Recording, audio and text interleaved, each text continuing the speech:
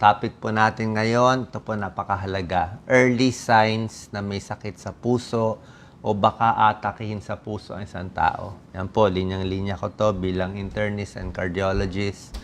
Mamaya, papakita natin to mga skin signs. Yan, ng mataas ang cholesterol at possible sakit sa puso balang araw. Around 10 warning signs kasi. Pero basically, explain ko lang katulad nitong picture na to. Kadalasan talaga may nararamdaman dito yan. Sa may dibdib, minsan sa leeg, minsan sa kaliwang kamay. So, merong discomfort sa chest. Pag tatanungin nyo sila, hindi naman nila sasabihin masakit ang dibdib. Sabihin na lang nila parang hindi ako komportable, parang hindi makaburp, hindi malabas yung parang sinisikmura lang ako, parang hindi matunawan. Ganun ang feeling nila. Yan, no? Pero, sakit sa puso na pala yun. Okay? Minsan, lightheaded. Parang matutumba, minsan nahihilo, pinapawisan, minsan hinihingal. So, yung sakit, pwede hanggang dito, madalas sa sikmura, banda rito. Pwede rin sa kaliwang kamay, hanggang dito sa leeg. Tapos, yung sakit ng warning signs ng sakit sa puso, usually, ang timing mahalaga eh. Ibig sabihin ng timing, mga 10 to 15 minutes lang siya. Hindi umabot gaano ng mga 30 minutes. Pag sinabi, 2 oras masakit, baka hindi na sakit sa puso yun. Kasi kung heart attack yun, 30 minutes lang, atake na, serious na. So, pag 2 hours, maghapon masakit, hindi yun sakit sa puso. Pero yung timing ng mga 15 minutes, let's say, umakyat ka 2 palapag, napagod ka, na-stress ka, o sa hapon, hinahapo ka, napagod ka, yun, sumakit ng 15 minutes. Tapos nagpahinga ka, nawala. Yun, possible yun. Lalo na kung yung ikaw mismo, yung pasyente, ay high risk. Anong ibig sabihin kung high risk? Usually, pag mayroong masakit ang dibdib, titingnan mo yung risk factor. Kung babae siya, edad 20, kalimutan mo na, 99% di yan sakit sa puso. Pero kung 50 years old, lalaki, naninigarilyo, mataba, diabetic, matigas ulo, tapos sumasakit konti ang dibdib, takot na tayo agad kasi malaki ang chance na heart disease siya. Kasi nga, overweight, 50s, di ba? Nandun na yung risk factors na magbabara. Yan po. Tsaka pag tinanong natin sila kung saan masakit, usually tatanungin ko na, turo nyo isang daliri. Normally, hindi nila matuturo. Pag naturo nila dito ang sakit, hindi na sakit sa puso, yung sa buto na yon. Baka paghiga niya, naipit niya. Pero pag hindi niya maituro at hindi talaga masakit, parang sabi niya, parang mabigat o discomfort, pwedeng sakit sa puso. Ito yung mga areas, ayan, kadalasan. Ito yung typical, usual areas ng sakit sa puso. Pwede dito sa may dibdib, pwede medyo mababa, sa may sikmura, hanggang lower jaw, ayan, sa ilalim. Yung iba nga pumupunta sa dentista, kala nila may siraipin. O dito sa left arm. Yan. Yan ang mga possible areas. Pag sa babae, mas hindi obvious yung sakit sa dibdib. Pag sa babae, heart attack in women, medyo iba. Minsan hilo-hilo lang sila. Minsan hingal-hingal lang. Or unusual heartbeat, mabilis yung heartbeat. O hindi matunawan. O pinapawisan. O pagod lang, bigla lang napagod. Kasi lahat to possible sa puso Bakit pagod? Baka mahina tibok ng puso. Unusual heartbeat, ba't mabilis yung heartbeat? May nararamdaman yung katawan. Minsan, kahit kalimutan natin yung sakit, ibaliwala natin yung katawan natin, alam. Alam ng puso, may diferensya, di ba? Let's say, may infection ka sa katawan, o may infection. Kahit sabihin mo, wala akong lagnat, kaya ko to. Pero yung heartbeat mo, mamaya 110 beats per minute. Mabilis, 100. Normal heartbeat mo, 70 or 80 lang. Bakit bumibilis ang puso? Pwedeng panic attack, nervyos, pero pwedeng may sakit talaga. May either sa puso, o sa tiyan, o may infection, may lagnat. Yan. So, ito yung 10 early signs ng heart disease. Ito yung typical. Ulitin natin, Doc Lisa, para malinaw sa kanila. Chest discomfort, yan, di ba? Hindi talaga masakit, parang hindi komportable ang pakiramdam. Nasusuka, indigestion, kala mo sinisikmura. Pwedeng sinisikmura talaga, pwedeng may heartburn, or pwedeng may sakit sa puso yan. Yung sakit, pumupunta sa kaliwang kamay. Possible din yan. Ubo ng ubo. Lalo na pag uubo, yung may plema na kulay white. Kung may kulay white na plema, possible din yan. Ayan, pag frothy. Pinapawisan. Yan, pinapawisan. Mataas yung sympathetic nervous system niya. Manas. Tulad ng sinabi ko, pag manas, pwede sa puso, sa liver, o sa kidney. Yan, no, mahina, heart failure. Ito, irregular heartbeat. Yan, no, nagloloko. Ibig sabihin, hindi na regular yung tibok. Mabilis na, hindi pa regular. Sakit sa leeg o lower jaw. Shortness of breath. Yan, no, hirap huminga. Ito, parang mahihilo, parang matutumba. Okay? Yan ang 10 possible signs. Ito lang, ina-explain lang. Na-explain lang, Doc Lisa, kung bakit nagkakaganon. So, pag hinihingal, baka kulang yung pumping ng puso.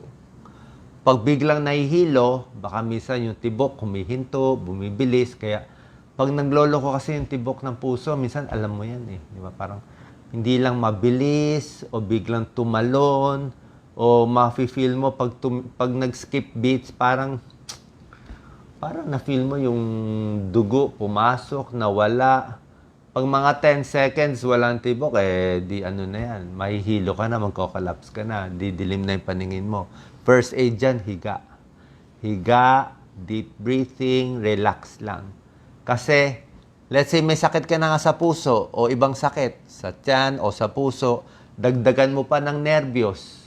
Yung nervyos mo, lalo magpapabilis sa puso, lalong sisikip yung daloy ng dugo, lalong tutuloy yung heart attack. O kung stroke man, baka tutuloy yung stroke. Kaya nga, kahit anong sakit, deep breathing, relax, higa lang, unti-unti, tapos magpapacheck up tayo. Yan. Sweating, biglang pinapawisan ng malapot. Diba? Pag, di ba, naturo ko na sa inyo, dalawang klaseng pawis. May pawis na nang jogging ka, hindi siya malapot na pawis. Merong pawis ng sakit, pawis ng heart attack, malapot yan. Ibang klaseng sweat ang medyo may fats yung sa sweat mo. Yan, no? May dagdag ding mga symptoms, ito, memory loss, kung laging barado sa utak. Erectile dysfunction, mahina sa pagtatalik ang lalaki kasi ang ari ng lalaki, artery din siya eh. Kaya siya tumitigas kasi maganda yung daloy dapat ng dugo. So kung diabetic, high blood, o malakas manigarilyo, magbabara din yan. Pag nagbara din, so hihina din. So kung ano man yung ugat sa ari, ugat sa puso, ugat sa utak, halos pare-parehong mga ugat yan. So pag nagbara sa puso, expect mo may bara din sa ibang parts ng katawan. Kaya nagiging sign. Ito, nakakakita kayo ng ganito. Tingnan niyo yung mata, oh. May cholesterol yan. No? Pakita mo, Doc Lisa. Very yellow. Santelasma yan. Mataas cholesterol niya. Lumabas na nga sa balat yung taba. Okay? Minsan, lumalabas din yan sa likod. Parang butlig-butlig pero kulay yellow. Di ba? Ang taba, yellow. Meron din naman yung taba nandito sa mata, oh. Taba rin to, high cholesterol. Doc Lisa, focus please. Arcosenilis. Ayan, para makita nila. Arcosenilis. Dapat, pag senior citizen, common na may ganito. Pero kung wala ka pang senior yan, no, nabilog na lahat to, pwedeng mataas cholesterol mo. Ito pa, isang sign. Ito, tunay ito. Earlobe crease. Napansin to ng mga doctors na pag may earlobe crease, ito nga hindi tuloy yung crease eh. Pag may linya ka dito, minsan dito sa taas o dito sa baba, mas mataas ang risk na nagkakaroon ng sakit sa puso. Ang explanation hindi ganun ka-klaro, pero ayon sa ibang mga teorya na parang nagkukulang ba ng fats o yung laman nila humihina dito pag tumatanda, kaya nagkakakulubot, nagkakalinya. Pati yung ugat natin sa puso, ganun din. Nagkakaproblema din, sumasabay sa old age. Kaya nagkaka-earlobe crease. Higher risk lang to, ng cholesterol, sakit sa puso. Hindi 100%. Ito, clubbing. Baka nakakita kayo, may blue baby. Pag sa bata nyo nakita yung clubbing, ganito itsura, kakaiba yung mga daliri niya. Ibig sabihin, blue baby siya, kulay blue. Oh. Ganito po, chinecheck eh. Ano. Dapat, pag ginanyan natin daliri natin, o gawin ninyo, kailangan may butas. Ayan, Doc Lisa, pakita mo yung butas. Yan. Pag nawalan ng butas, ibig sabihin, makapal dito, clubbing yon. Ano, ito normal, may butas, pinakita ko sa inyo. Ito hindi normal, dumikit to. Ang kapal ng balat ng laman, parang to ang kapal dito. Bakit kumakapal? Kumakapal ito sa nail bed kasi kulang sa oxygen. Kulang ang oxygen ng kamay kasi nga blue baby abnormal, may butas yung puso, hindi maganda yung ikot ng oxygen, non-oxygenated blood, kaya hindi maganda. Yung dugo na dapat na-oxygen ng baga, hindi na na-oxygen ng baga, ikot na agad. Kaya kulang ang dugo. Mababa pulse oximeter nila, wala pang 90 yan. So, kulang oxygen ng kamay, kumakapal siya. Kaya nagka-clubbing. So, pag bata, blue baby, congenital heart disease. Pero kung matanda, may clubbing, pwedeng mga COPD, smoker, emphysema, pwede rin mag-clubbing. Ayan, o. Okay? Pero hindi porke wala kang clubbing, wala ka na sakit. Marami pa tayo ibang signs. Papacheck mo blood pressure, blood sugar. Tsaka yung lahi. Importante yung lahi. Kung ang magulang mo namatay at 50 years old, atake sa puso o stroke, high risk ka. Pero kung ang magulang mo umabot ng 85 years old, 90 years old, malakas pa, maganda lahi mo. So maganda pinamana sa'yo, di ba? So, kung maaga namatay magulang, bad genes pinasa sa'yo. Kung mataas cholesterol nila, bad genes din, napapasa sa anak. Sana pera na lang pinamana sa atin, di ba? Hindi na yung bad genes. So, 8 steps, makaiwas sa sakit sa puso. Healthy diet, very important. Timbang, magpapakataba. Physical activity tayo, pag medyo may edad, lakad na lang, ha? Kahit 5,000 steps, pwede na. Hirap ng 10,000 steps a day. May mga tracker, may mga app sa cellphone. 5,000 steps, pwede na. Blood sugar, dapat controlled with exercise. Blood pressure, dapat controlled, ha? Inumin lang yung gamot sa high blood, diabetes, kung di na makontrol. Tigil sigarilyo, tigil alak, at ito, positive lang. Kasi ang stressful work, nakaka-add sa sakit sa puso. Yung mga lawyers, usually, lawyers, stressful ang work nila. So, other natural ways, sabi ko, an apple a day keeps the doctor away. Ito mga healthy nuts, saging, paborito ko, papaya, pipino, gulay, lahat po to. So, mas gusto natin nga, mas natural yung remedy kaysa sa mas Ano daw gagawin pag yung mga nararamdaman? Papacheck tayo agad. Okay? So, oras na meron kayong ganitong sintomas, walang choice, thanks sa tanong, pupunta tayo sa cardiologist. Mas gusto ko sana, kung walang cardiologist, sa internist pwede na rin. Tapos, basically, kailangan isang ECG tsaka isang 2D echo. Dalawa papagawa. ECG kasi, 50% sure lang siya. Hindi porke normal ECG mo, magha-hallelujah ka na, wala ka na sakit sa puso. Hindi po. Ang ECG, pag normal, hindi ka pa sure kung okay ka. Ang ECG, pag abnormal, sure ka may sakit sa puso. Kaya pag may ECG na abnormal na, kasi bago mag-abnormal yung ECG, yan linya ko magbasa ng ECG. Bago maging abnormal yan, malaki na baray. Pag konti pa lang bara, minsan normal pa lang. Tsaka minsan, papatakbuhin mo muna. May treadmill stress test, di ba? So, tatakbo muna sila, may ECG. Habang pinapagod yung puso, doon lalabas yung abnormal. 2D echo may tulong din. Makikita sa 2D echo, around 2,000 siguro sa maliit na laboratory, 4,000 sa malalaking ospital, mahal na ngayon yung echo. Makikita kung lumalaki ang puso, kung mahina ang puso, at kung kumakapal ang puso. So, 2D echo, ECG, blood test, basic, yun talaga kailangan natin, libreng check-up. Pag nakita ano diferensya, doon magiging almost sure na tayo kung may sakit sa puso ka o wala.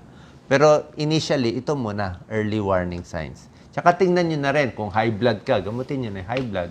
Kung diabetes ka, lalo na kung may edad, mas maganda early. Diba? Kasi hindi natin masabi, matsambahan. Nababalita, diba? Ang daming mga kabataan, mga runner, takbo ng takbo, marathon, athletic, tapos bagsak, patay. Teenager, patay. 20s, namamatay. Minsan, may athlete's heart din. May athlete's heart. Ibig sabihin, sa sobrang exercise, kumakapal yung puso, sana na 2D echo siya para mas nag-ingat. Kasi bata o matanda, pwede rin magkasakit ngayon. Okay? Sana po nakatulong tong video. May tips pa ako konti sa heart failure. Ito. Heart failure, mahina ang puso eh.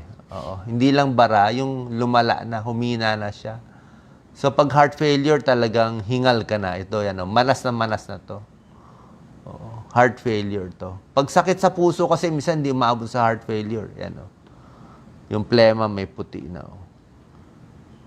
Ihi ng ihi. Paano? Nag-iipon na yung tubig eh. Tapos paghiga mo sa gabi, yung manas bumabalik sa puso bago napapayin. Ito mga weak signs of heart failure. Okay? Salamat po. Thank you sa panonood. Share po natin sa mga may sakit sa puso.